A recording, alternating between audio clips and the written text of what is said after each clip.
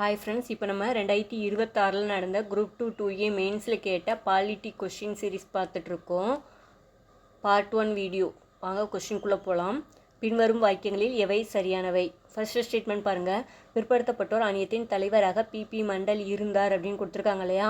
First statement அப்படிங்கிறது correct தான். பிற்படுத்தப்பட்டோர் ஆணையத்தின் தலைவராக பிபி மண்டல் அப்படிங்கிறது இருந்தார் அப்படிங்கிறது கரெக்டு. இந்த பிபி மண்டல் அப்படிங்கிறது செகண்ட் ஓபிசி கமிஷன்.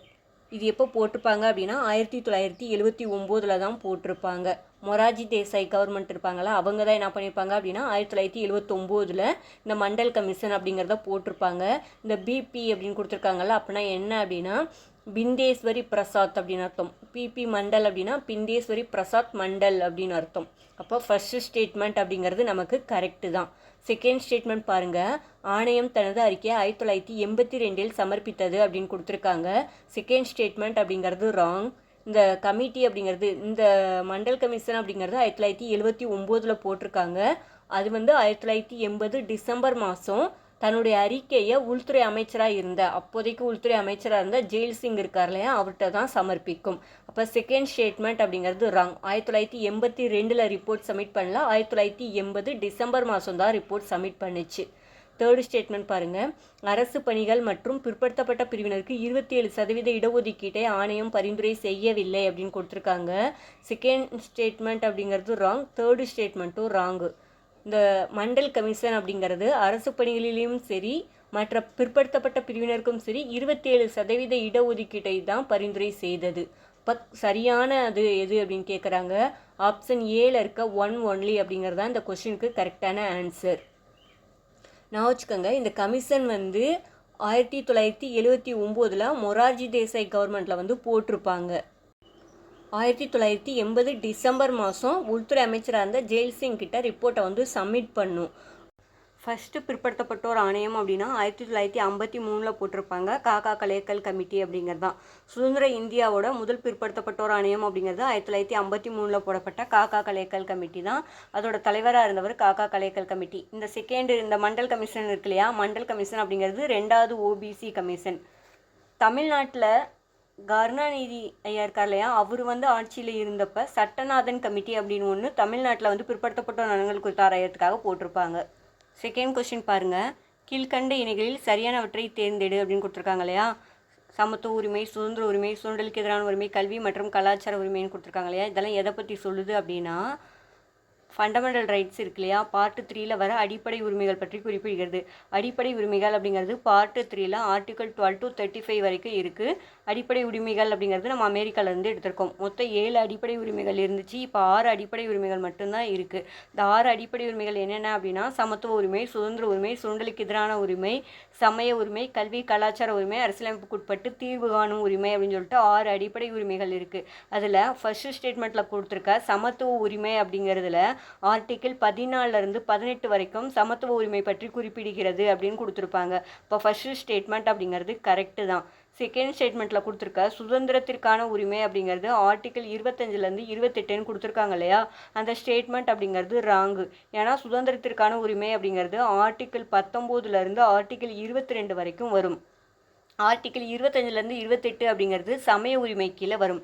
அப்போ செகண்ட் ஸ்டேட்மெண்ட் அப்படிங்கிறது ராங்கு. தேர்டு ஸ்டேட்மெண்ட் பாருங்கள். சுரண்டலுக்கு எதிரான உரிமை அப்படின்னு கொடுத்துருக்காங்க இல்லையா, சுரண்டலுக்கு எதிரான உரிமை அப்படிங்கிறது ஆர்டிகிள் 23 to 24 வரும். அப்போ தேர்டு ஸ்டேட்மெண்ட் அப்படிங்கிறது கரெக்டு தான். ஃபோர்த்து கொடுத்துருக்காங்க இல்லையா, கல்வி கலாச்சார உரிமை அப்படிங்கிறது ஆர்டிகிள் 25 to 26 கொடுத்துருக்காங்க. அந்த ஸ்டேட்மெண்ட் அப்படிங்கிறது ராங்கு. ஏன்னா ஆர்டிகிள் 25 to 28 வரைக்கும் சமய உரிமை பற்றி சொல்லக்கூடியது, 29 to 30 வரைக்கும் தான் கல்வி கலாச்சார உரிமை பற்றி சொல்லும். அப்போ சரியானவற்றை தேர்ந்தெடுன்னு கொடுத்துருக்கனால ஃபர்ஸ்ட் ஸ்டேட்மெண்ட்டும் தேர்டு ஸ்டேட்மெண்ட்டும் கரெக்டு. ஆப்ஷன் சி அப்படிங்கிறது தான் இந்த கொஷினுக்கான கரெக்டான ஆன்சர். அடுத்த கொஷின் பாருங்கள். பண மசோதாவை பற்றிய கீழ்கண்ட கூற்றை கருதவும்.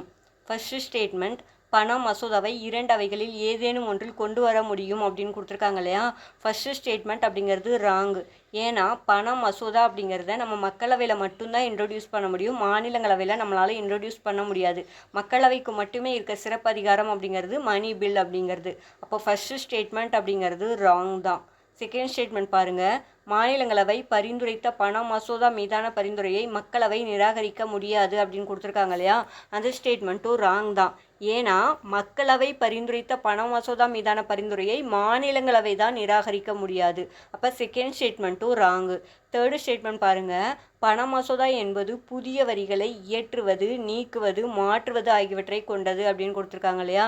தேர்டு ஸ்டேட்மெண்ட் கரெக்டு தான். மணி பில்லுங்கிறது புதுசாக ஒரு வரியை கொண்டு வர்றதோ இல்லை புது வரியை கொண்டு வர்றது, நீக்கிறது, அதை மாற்றுறது, இந்த மாதிரி ரிலேட்டடானது தான் மணி பில் அப்படிங்கிறது. ஃபோர்த்து ஸ்டேட்மெண்ட் பாருங்கள், பண மசோதா தொகுப்பு நிதியிலிருந்து பணம் எடுப்பதுடன் தொடர்புடையது அப்படின்னு கொடுத்துருக்காங்க. ஃபோர்த்து ஸ்டேட்மெண்ட்டும் கரெக்டு தான். கன்சால்டேட்டட் ஃபண்டு இருக்கு இல்லைங்களா, கன்சால்டேட்டட் ஃபண்டில் இருந்து தான் நமக்கு பண மசோதா அப்படிங்கிறது எடுப்பாங்க. அப்போ தேர்டு ஸ்டேட்மெண்ட்டும் ஃபோர்த்து ஸ்டேட்மெண்ட்டும் கரெக்டு. அப்போ சரியான கூற்று அப்படிங்கிறப்போ ஆப்ஷன் டியில் இருக்க 3 and 4 மட்டும் சரி அப்படின்னு கொடுத்துருக்காங்க இல்லையா, அதுதான் கரெக்டு. ஆப்ஷன் டி தான் இந்த கொஸ்டினுக்கு கரெக்டான ஆன்சர். நெக்ஸ்ட் கொஸ்டின் பாருங்கள், இந்திய குடியரசு துணைத் தலைவரின் தகுதிகளில் சரியானவற்றை தேர்ந்தெடுக்கன்னு கொடுத்துருக்காங்க இல்லையா. ஃபர்ஸ்ட் ஸ்டேட்மெண்ட், இந்திய குடிமகனாக அல்லது குடிமகளாக இருக்க வேண்டும். வைஸ் பிரசிடென்ட் ஆகணும்னா என்னென்ன தகுதிகள் அப்படிங்கிறது. ஃபர்ஸ்ட் ஸ்டேட்மெண்ட், அவர் இந்திய குடிமகனாகவோ குடிமகளாகவோ இருக்க வேண்டும். ஃபர்ஸ்ட் ஸ்டேட்மெண்ட் அப்படிங்கிறது கரெக்டு தான். செகண்ட் ஸ்டேட்மெண்ட்டில் கொடுத்துருக்கா 35 வயது நிரம்பியவராக இருக்க வேண்டும் அப்படின்னு கொடுத்துருக்காங்க இல்லையா. செகண்ட் ஸ்டேட்மெண்ட் அப்படிங்கிறது கரெக்டு. குடியரசுத் தலைவராக இருக்கணும்னாலும் சரி, துணை குடியரசுத் தலைவராக இருக்கணும்னாலும் சரி, அவங்க ஃபஸ்ட்டு இந்திய குடிமகனாக இருக்க வேண்டும், 35 வயது பூர்த்தியடைந்தவராக இருக்க வேண்டும். மேலவை உறுப்பினர் ஆகணும் அப்படின்னா 30 வயது பூர்த்தியடைந்தவராக இருக்கணும். மக்களவை தேர்தலில் பார்ட்டிசிபேட் பண்ணணும் அப்படின்னா 25 வயது பூர்த்தியடைந்தவராக இருக்கணும். எலெக்ஷன் இருக்கு இல்லையா, பஞ்சாயத்து எலெக்ஷன், அந்த பஞ்சாயத்து எலெக்ஷனில் தேர்தலில் போட்டியிட 21 வயது பூர்த்தியடைந்தவராக இருக்க வேண்டும். குடியரசுத் தலைவருக்கும் துணை குடியரசுத் தலைவருக்கும் 35 வயது. அப்போ செகண்ட் ஸ்டேட்மெண்ட், அதாவது 35 வயது நிரம்பியவராக இருக்க வேண்டும் அப்படிங்கிற அந்த செகண்ட் ஸ்டேட்மெண்ட் அப்படிங்கிறது கரெக்டு தான். தேர்ட் ஸ்டேட்மெண்ட் பாருங்கள், மக்களவை உறுப்பினராக தேர்வு செய்வதற்குரிய தகுதிகளை பெற்றிருக்க வேண்டும் அப்படின்னு கொடுத்துருக்காங்க இல்லையா, அந்த ஸ்டேட்மெண்ட் அப்படிங்கிறது ராங்கு. குடியரசு துணைத் தலைவர் அப்படிங்கிறவர் மாநிலங்களை உறுப்பினராக தேர்வு செய்வதற்கான தகுதிகளை தான் பெற்றிருக்க வேண்டும். அப்போ சரியானவற்றை தேர்ந்தெடுக்க அப்படிங்கிறப்போ ஃபஸ்ட்டும் செகண்டும் கரெக்டு. அப்போ ஆப்ஷன் சி அப்படிங்கிறது தான் இந்த கொஸ்டினுக்கு கரெக்டான ஆன்சர். 1 and 2 சரி அப்படிங்கிறது. நெக்ஸ்ட் கொஸ்டின், ஆளுநரின் அவசர சட்டம் இயற்றும் அதிகாரம் எந்த விதியின் கீழ் வழங்கப்பட்டுள்ளது அப்படின்னு கொடுத்துருக்காங்க இல்லையா. ஆளுநர் அவசர காலங்களில் சட்டம் இயற்றும் அதிகாரம் அப்படிங்கிறது ஆர்டிகிள் 213 அப்படிங்கிறது தான் இதுக்கு கரெக்டான ஆன்சர். ஆப்ஷன் சி இருக்கு இல்லையா, ஆர்டிகிள் 213 அப்படிங்கிறது தான் இந்த கொஸ்டினுக்கு கரெக்டான ஆன்சர். எக்ஸ்ட்ரா டேட்டா நான் வச்சுக்கோங்க, வரிசையாக 1 2 3 ஆர்டிக்கிள் 123 ஆர்டிக்கிள் 123 அப்படிங்கிறது குடியரசுத் தலைவர் அவசர காலங்களில் சட்டம் இயற்றும் அதிகாரம். அதே இது 2 முன்னாடி கொண்டு வாங்க, 213. அப்போ ஆளுநர் அவசர காலங்களில் சட்டம் இயற்றும் அதிகாரம். ஆர்டிக்கிள் 3 முன்னாடி கொண்டு வாங்க, 312 அப்படிங்கிறது அகில இந்திய பணிகள் பற்றி குறிப்பிடக்கூடியது. எக்ஸ்ட்ரா நான் வச்சுக்கோங்க. நெக்ஸ்ட் கொஸ்டின் பாருங்கள், மாநில முதலமைச்சரின் நியமனம் குறித்த பின்வரும் எக்கூற்றுகள் சரியானவை அப்படின்னு கேட்குறாங்க. சரியான கூற்று கண்டுபிடிக்கணும். ஃபர்ஸ்ட் ஸ்டேட்மெண்ட் பாருங்கள், முதலமைச்சர் இந்திய குடியரசுத் தலைவரால் நியமனம் செய்யப்படுகிறார் அப்படின்னு கொடுத்துருக்காங்க இல்லையா. ஃபர்ஸ்ட் ஸ்டேட்மெண்ட் அப்படிங்கிறது ராங்கு. ஏன்னா பிரதம அமைச்சர் தான் குடியரசுத் தலைவரால் நியமனம் செய்யப்படுவார். முதலமைச்சர் அப்படிங்கிறவர் ஆளுநரால் தான் நியமனம் செய்யப்படுவார். அப்போ ஃபர்ஸ்ட் ஸ்டேட்மெண்ட் அப்படிங்கிறது ராங். செகண்ட் ஸ்டேட்மெண்ட் பாருங்கள், மாநில சட்டமன்ற உறுப்பினர் இல்லாத ஒருவர் முதலமைச்சராக நியமிக்கப்படலாம். செகண்ட் ஸ்டேட்மெண்ட் கரெக்டு தான். மாநில சட்டமன்ற உறுப்பினர் இல்லாத ஒருவரும் கூட முதலமைச்சராக நியமிக்கப்படலாம்.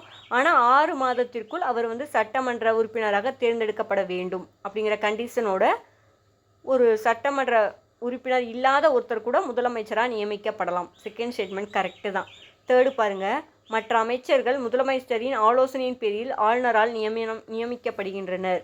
கரெக்டு தான். முதலமைச்சர் ஆலோசனை பேரில் ஆளுநர் மற்ற அமைச்சர்களையும் நியமனம் செய்கிறார் தான். அப்போ சரியான கூற்று அப்படிங்கிறப்போ ஃபர்ஸ்ட் ஸ்டேட்மெண்ட் ராங்கு, 2 3 கரெக்டு. அப்போ ஆப்ஷன் பி அப்படிங்கிறது தான் இந்த கொஸ்டினுக்கு கரெக்டான ஆன்சர். அடுத்த கொஸ்டின் பாருங்கள், ராஜ்யசபாவில் முக்கியமான செயல்பாடானது சட்டங்களை நிறைவேற்றுவது ஆகும் அப்படின்னு கொடுத்துருக்காங்க.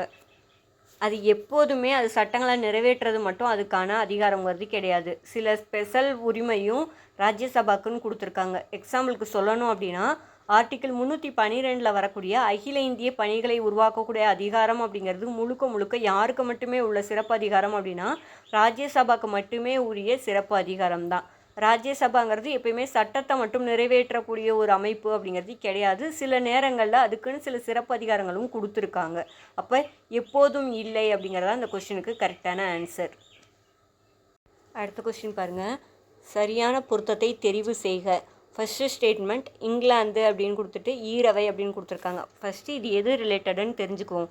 நம்ம கான்ஸ்டியூஷன் அப்படிங்கிறது பல்வேறு நாடுகளிலிருந்து பெறப்பட்ட அரசியலமைப்பு தான். நம்ம ஒவ்வொரு நாட்டிலருந்தும் எது பெஸ்ட்டாக இருக்கோ அதை அப்படியே எடுத்து நம்ம அடாப்ட் பண்ணிக்கிட்டோம். அப்போ ஃபஸ்ட்டு ஸ்டேட்மெண்ட்டில் கொடுத்துருக்க இங்கிலாந்து அப்படின்னு கொடுத்துருக்காங்க இல்லையா, இங்கிலாந்துலேருந்து ஈரவை, அதாவது மக்களவை, மாநிலங்களவை, சட்டப்பேரவை, சட்ட மேலவை, இந்த மாதிரி ஈரவைகள் இருக்குல்ல, அந்த ஈரவைங்கிற கான்செப்டை நம்ம இங்கிலாந்துலேருந்து தான் எடுத்திருக்கோம்.